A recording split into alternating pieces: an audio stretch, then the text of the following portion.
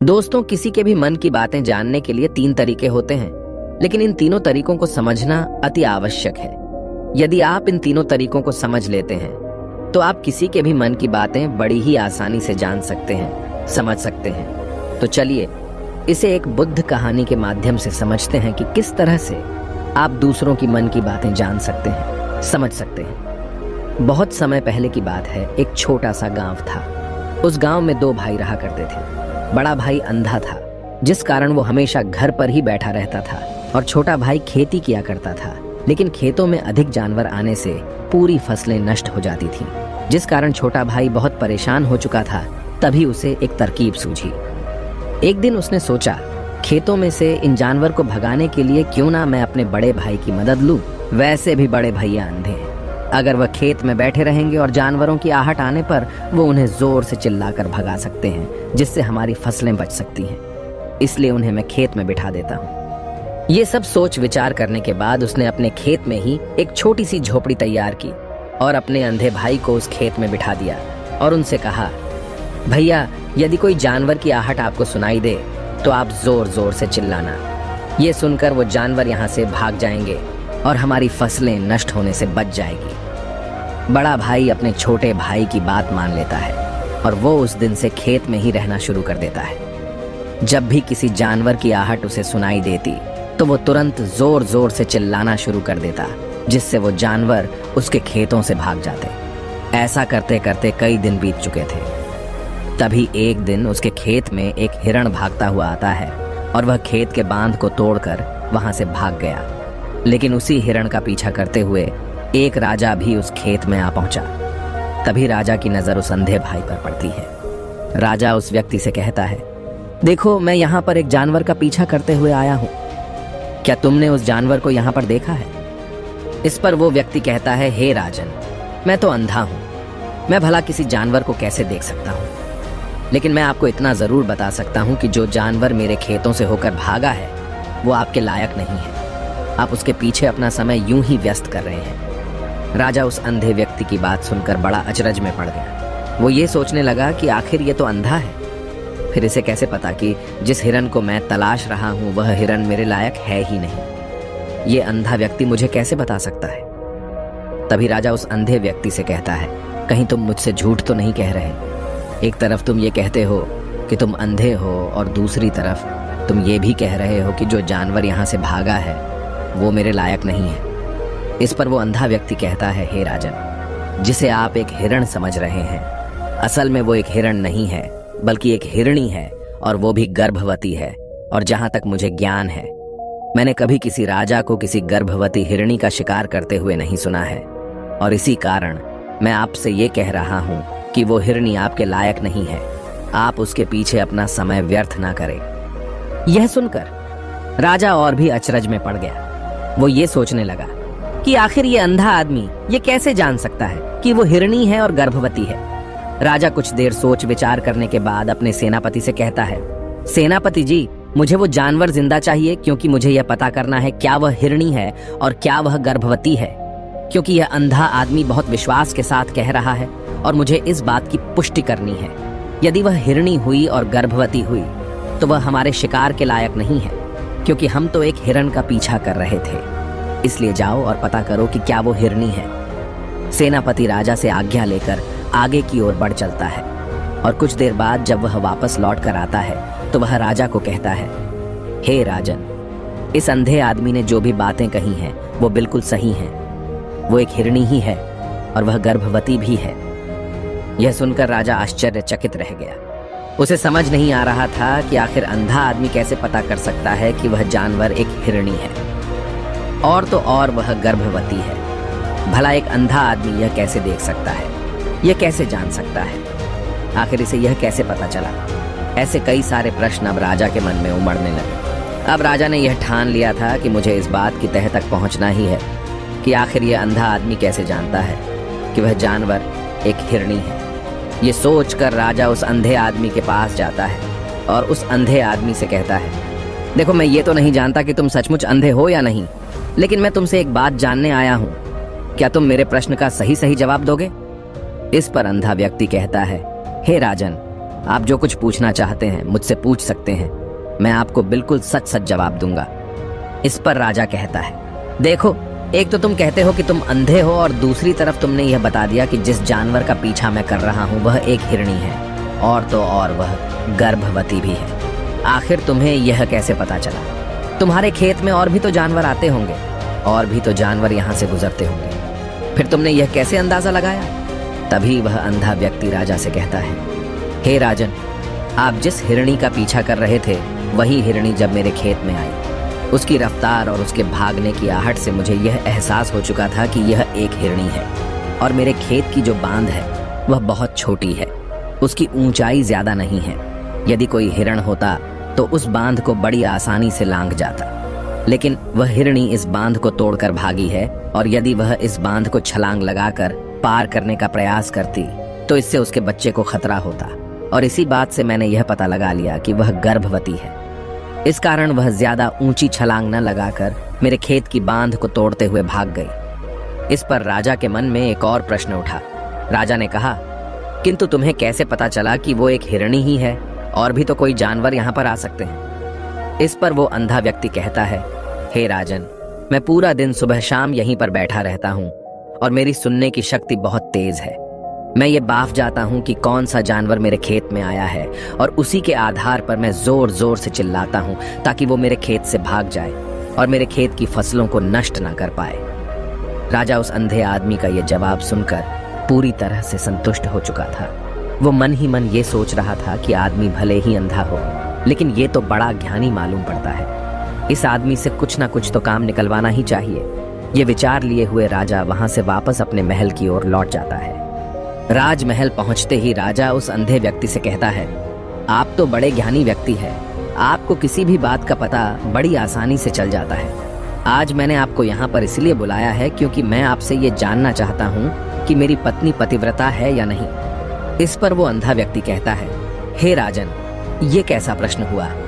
इस पर राजा कहता है, मैंने आपसे बिल्कुल उचित प्रश्न किया है, मुझे इस प्रश्न का उत्तर दीजिए। इस पर वो अंधा व्यक्ति कहता है, हे राजन, ये सारी बातें जाने दीजिए। आपकी शादी को इतने साल बीत चुके हैं, और अब आप ये बात क्यों जानना चाहते हैं? आपके मन में ऐसे प्रश्न क्यों उठ रहे हैं? इस पर राजा जिद करते हुए कहता है, देखिए, आपको मुझे इस प्रश्न का उत्तर तो देना ही होगा। यदि आप मुझे इस प्रश्न का उत्तर नहीं देंगे तो मैं आपको मृत्युदंड दे दूंगा। राजा के मुख से यह बात सुनकर वो अंधा व्यक्ति कहता है, हे राजन, यदि आप इस प्रश्न का उत्तर चाहते हैं तो उसके लिए आपको मेरा एक काम करना होगा। राजा कहता है, बोलो, मुझे क्या काम करना होगा? इस पर व्यक्ति कहता है, इसके लिए आपकी पत्नी को मेरे साथ कमरे में अकेले छोड़ना होगा। उस अंधे व्यक्ति की यह बात सुनकर राजा पहले तो क्रोधित हो जाता है, लेकिन फिर कुछ सोच विचार करने के बाद वह उस व्यक्ति की बात मान लेता है और अपने सेनापति को आदेश देता है, सेनापति जी, इस व्यक्ति को और मेरी पत्नी को एक कमरे में कुछ देर के लिए अकेला छोड़ दे। सेनापति बिल्कुल वैसा ही करता है। अब राजा की पत्नी और अंधा आदमी एक कमरे में बंद हो चुके होते हैं। तभी वो अंधा आदमी राजा की पत्नी से कहता है, मुझे आपको छूना है। इस बात पर रानी अत्यधिक क्रोधित हो जाती है और उस अंधे आदमी को वो पकड़ पकड़ कर पीटने लगती है, कभी हाथों से तो कभी लातों से तो कभी पटक पटक कर। इस तरह से उन्होंने उस अंधे आदमी की खूब पिटाई की। उसके बाद किसी तरह से वह अंधा आदमी अपनी जान बचाकर वहां से भाग निकलता है और वह राजा के पास पहुंचता है और वह राजा से कहता है, हे राजन, आपकी पत्नी पतिव्रता नहीं है।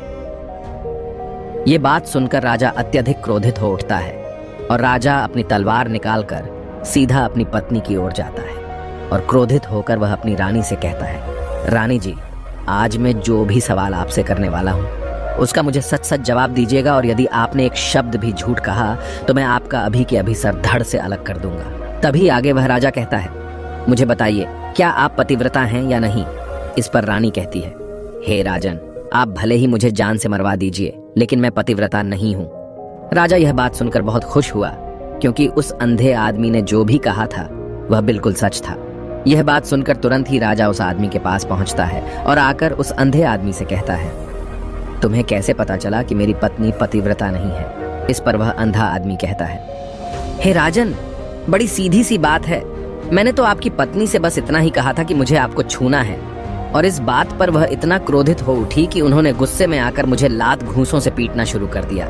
और भला कोई औरत किसी और मर्द को कैसे छू सकती है, लेकिन उन्होंने न आव देखा न ताव, बस लात घूंसे मुझ पर बरसाने शुरू कर दिए। वह भी तो एक छूना ही हुआ, और एक पतिव्रता नारी कभी भी पराये मर्द को नहीं छूती। जब मैंने उसे छूने के लिए कहा था तो वह उस वक्त मुझे मना कर सकती थी, लेकिन उन्होंने तो मुझे पीटना शुरू कर दिया और देखते ही देखते उन्होंने मेरे पूरे शरीर को छू लिया। अब आप ही बताइए, ऐसी स्त्री भला पतिव्रता कैसे हो सकती है? इस पर राजा कहता है, तुम तो बड़े ज्ञानी मालूम पड़ते हो।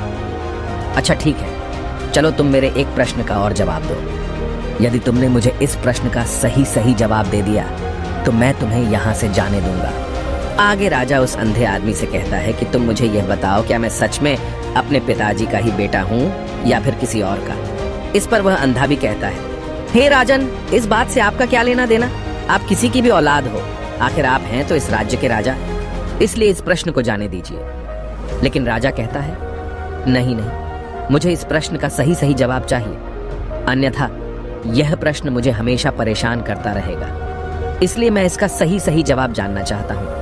यदि तुम इसका सही जवाब दे देते हो तो तुम यहाँ से जा सकते हो, मैं तुम्हें नहीं रोकूंगा। इस पर वह अंधा आदमी कहता है, हे राजन, इसके लिए तो मुझे आपके माँ के पास भी जाने की कोई आवश्यकता नहीं है। मैं आपको अभी यह बता सकता हूँ कि आप किसकी औलाद हैं, लेकिन उससे पहले मैं चाहता हूँ कि आप मुझसे एक वादा करें कि आप मुझ पर क्रोध नहीं करेंगे। राजन ने कहा, मैं तुमसे वादा करता हूँ, मैं तुम पर क्रोध नहीं करूंगा। इसके बाद वह अंधा आदमी राजा से कहता है, हे राजन, आप है तो अपने ही पिता के पुत्र, लेकिन आप पर एक कंजूस सेठ की छाया पड़ी हुई है। ये सुन राजा बहुत क्रोधित हो उठा और वह तुरंत तलवार निकालकर अपनी माँ के पास जा पहुंचा। वह वहां पर पहुंचने के बाद अपनी माँ से कहता है, माँ, मुझे सच बताइए, क्या मैं अपने ही पिता का पुत्र हूँ या नहीं? यदि आपने मुझे सही नहीं बताया तो वह यहीं पर अपने प्राण त्याग दूंगा।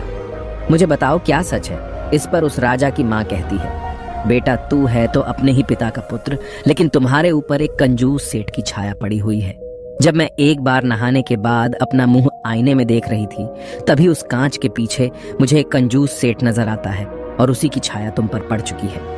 ये सुन राजा बहुत खुश हो जाता है और वह तुरंत दौड़ा वापस उस अंधे आदमी के पास पहुंचता है और उस अंधे आदमी से कहता है, तुम्हें यह कैसे पता चला कि मुझ पर एक कंजूस सेठ की छाया पड़ी हुई है? इस पर वह आदमी कहता है, हे राजन, आपने मुझसे कई सारे सवाल पूछे जिनका जवाब मैंने आपको सही दिया है।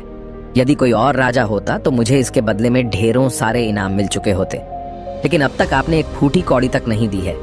इस बात से ही मैंने अंदाजा लगा लिया था कि आप बहुत कंजूस हो।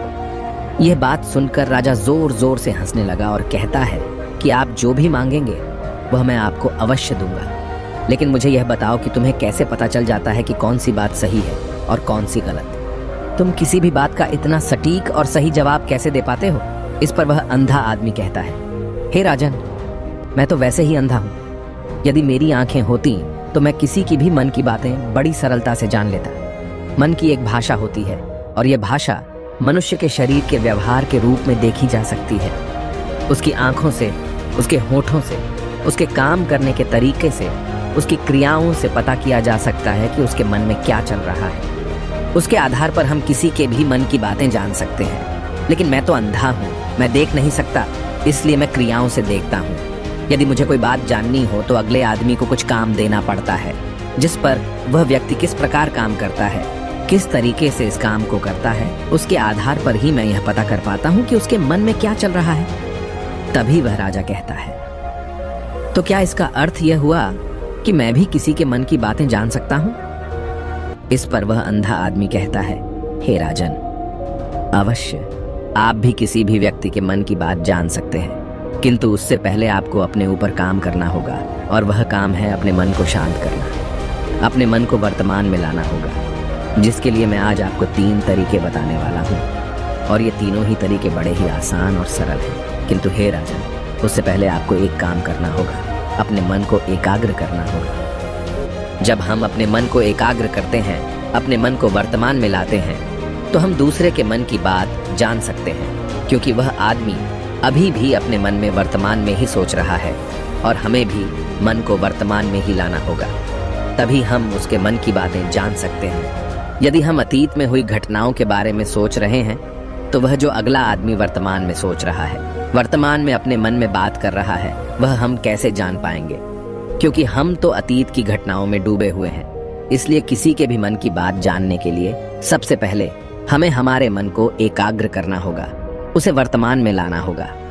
आगे वह व्यक्ति राजा से कहता है, हे राजन, जो 3 तरीके मैं आपको बताने वाला हूँ, इन 3 तरीकों से बड़ी आसानी से किसी के भी मन की बातें जान सकते हैं। उसके बाद वह अंधा आदमी राजा से कहता है, हे राजन, जो सबसे पहला तरीका है वह है आंखों पर ध्यान देना। किसी व्यक्ति से बात करते वक्त उसकी आंखों में देखना, उसकी आंखों पर ध्यान देना जो सबसे ज्यादा जरूरी है, क्योंकि आंखें बोलती नहीं पर बहुत कुछ कह जाती हैं। यदि हम किसी व्यक्ति की आंखों के इशारों को समझना सीख जाएं, हम यह जान पाएंगे कि व्यक्ति के दिमाग में क्या चल रहा है, वह क्या सोच रहा है और अभी वह क्या करने वाला है। मेरे पास आंखें नहीं हैं, लेकिन मैंने अपने गुरु से यह विद्या सीखी है, क्योंकि बहुत सालों पहले मेरे पास आंखें थीं और मैं उस वक्त लोगों के मन की बातें केवल उनकी आंखों से ही जान लेता था। इसलिए यदि आप भी दूसरों की मन की बातें जानना चाहते हैं तो आपको भी उनकी आंखों पर गौर करना चाहिए, जैसे कि उनका आकार कैसा है, वह कब, कहाँ और किधर देख रहे हैं। यदि उसकी आंखें यहाँ वहाँ घूम रही हैं, जब आप उससे बातें कर रहे हैं तो वहाँ वह इधर उधर मोड़ रहा है, कभी ऊपर तो कभी नीचे या कभी आसपास, या फिर उसकी आंखें खुश नजर आ रही हैं या फिर आंखें निराश नजर आ रही हैं, जैसे कि चोर होता है। उसकी आंखों में जब हम देखते हैं तो हमें यह पता चलता है कि अगले आदमी ने कोई गलती की है। ठीक उसी प्रकार जब हम किसी चालाक व्यक्ति की आंखों में देखते हैं तो आपको पता चलेगा कि उसकी आंखों में एक भाषा होती है। एक बहुत ही सीधा और आसान तरीका होता है। यदि आपको यह पता लगाना है कि सामने वाला व्यक्ति आपसे झूठ कह रहा है या फिर सही, तो आपको उसकी आंखों पर ध्यान देना अति आवश्यक है। यदि आपसे बात करते वक्त वह व्यक्ति अपनी आंखें यहाँ वहाँ घुमा रहा है, ऊपर नीचे, इधर उधर, दाएं बाएं, हर जगह देख रहा है, तो इसका अर्थ यह हुआ कि वह उस बात से निकलने का कोई रास्ता ढूंढ रहा है, वह कोई झूठ बना रहा है। यदि सामने वाला व्यक्ति आपसे कुछ झूठ कहने का प्रयास कर रहा है तो वह आपसे नजर नहीं मिलाएगा। वह यहाँ वहाँ देखेगा, ऊपर नीचे देखेगा, लेकिन वह आपकी आंखों में आंखें डालकर कभी नहीं देख पाएगा, क्योंकि उसे डर है कि यदि उसने आपकी आंखों में आंखें डालकर देखी तो उसका झूठ पकड़ा जाएगा और लोगों को सच्चाई का पता चल जाएगा। और इसी प्रकार कुछ और भी भाषाएं होती हैं। जब आप किसी की आंखों में आंखें डालकर यह देखना शुरू कर देंगे कि उसके हाव भाव क्या है, ठीक उसी प्रकार चेहरे के हाव भाव होते हैं, जिससे हम मन की बातें बड़ी आसानी से समझ सकते हैं और इन्हें भी समझना बहुत जरूरी है। कभी कभी कोई व्यक्ति अपने चेहरे से जैसे आंख, होंठ और बहुत से कुछ अलग अलग व्यवहार करता है। यदि आप किसी व्यक्ति के चेहरे में गौर करेंगे तो आप आसानी से समझ पाएंगे कि वह व्यक्ति निराश है, जब व्यक्ति बहुत उदास है, या फिर वह बहुत खुश है, या फिर उसे कोई बहुत बड़ा दुख है। वह अपने अंदर क्या महसूस कर रहा है, ये सारी बातें हम उसके चेहरे के हाव भाव से पता कर सकते हैं। फिर चाहे इंसान जुबान से कुछ बोले या ना बोले, लेकिन आप उसके चेहरे से सब कुछ पता कर सकते हैं। आगे व्यक्ति राजा से तीसरा तरीका बताते हुए कहता है, हे राजन, इसी प्रकार तीसरी भाषा भी है, अर्थात तीसरा तरीका भी है, और वह है हाथों के इशारे और शरीर का व्यवहार। मन की बात समझने के लिए हमें हाथ के इशारे और शरीर के व्यवहार को समझना बहुत आवश्यक है। कोई व्यक्ति जब बात करता है तो आपने देखा होगा कि वो अपने हाथों को हिलाता रहता है, अपने हाथों से इशारा करता रहता है। बातों के साथ साथ अपना शरीर का जो व्यवहार है, अर्थात बॉडी लैंग्वेज, उसका भी पूरा उपयोग करता है, जिससे हमें यह पता चल पाता है कि वह व्यक्ति हमारी बातों पर कितना ध्यान दे रहा है और उसके मन में क्या चल रहा है। शरीर के व्यवहार को देखने के लिए उसके हाथ मटकाने, शरीर मटकाने और चेहरे पर बार बार हाथ लाने, हाथों का एक दूसरे से मसलना, ऐसी बहुत सी क्रियाएं होती हैं, उस पर हमें ध्यान देना अति आवश्यक है। मन की बात को समझने के लिए हमें शरीर के व्यवहार को भी समझना पड़ता है। यदि हम इन 3 तरीकों को सही तरीके से ध्यान देकर इन 3 तरीकों को अच्छे से समझ लेते हैं तो हम बहुत जल्दी किसी भी व्यक्ति के मन की बातें बड़ी सरलता और सहजता से जान सकते हैं। इसलिए यदि आपको किसी के मन की बातें जानी है तो आपको उसकी आंखों पर, उसके चेहरे पर, उसके शरीर के हाव भाव को और उसके हाथों को ध्यानपूर्वक देखना और समझना होगा, जिससे आप यह समझ पाएंगे कि आखिरकार उसके मन में क्या चल रहा है और वह क्या सोच रहा है। लेकिन उनसे पहले आपको अपने मन को एकाग्र करना होगा, शांत करना होगा और अपने मन को वर्तमान में लाना होगा। तभी आप उस व्यक्ति की इन सभी क्रियाओं पर ध्यान दे पाएंगे, उन्हें समझ पाएंगे। अन्यथा आप यदि अतीत की घटनाओं में व्यस्त हैं, भविष्य की योजनाओं में व्यस्त हैं, तो आप उस व्यक्ति के हाव भाव पर कभी ध्यान ही नहीं पाएंगे और न ही आप कभी यह समझ पाएंगे कि आखिर उस व्यक्ति के मन में क्या चल रहा है, वह क्या सोच रहा है। आपने देखा होगा कि ऐसे कई बड़े संत महात्मा हैं जो बड़ी ही शांति से आपको देखते हैं और आपको देखकर ही ये बता देते हैं कि आपके मन में क्या चल रहा है, आप उनसे क्या जानने आए हैं। और इसका सबसे बड़ा प्रमुख कारण यही है कि वह आपको पढ़ सकते हैं, आपको समझ सकते हैं, आपकी मन की बातें जान सकते हैं, क्योंकि उनका मन एकाग्र है, शांत है। और यही कारण है कि वह आपके मन की बातें बड़ी सरलता से समझ जाते हैं। यदि आपने अब तक पूरी कहानी को सुना है तो मैं आपसे एक छोटा सा अनुरोध करना चाहता हूँ। कृपया इस चैनल को सब्सक्राइब करें ताकि मैं आपके लिए और भी ऐसी ही ज्ञान से भरपूर कहानियां लेकर आ सकूं। नमो बुद्धाय। मिलते हैं एक नई कहानी के साथ अगली वीडियो में।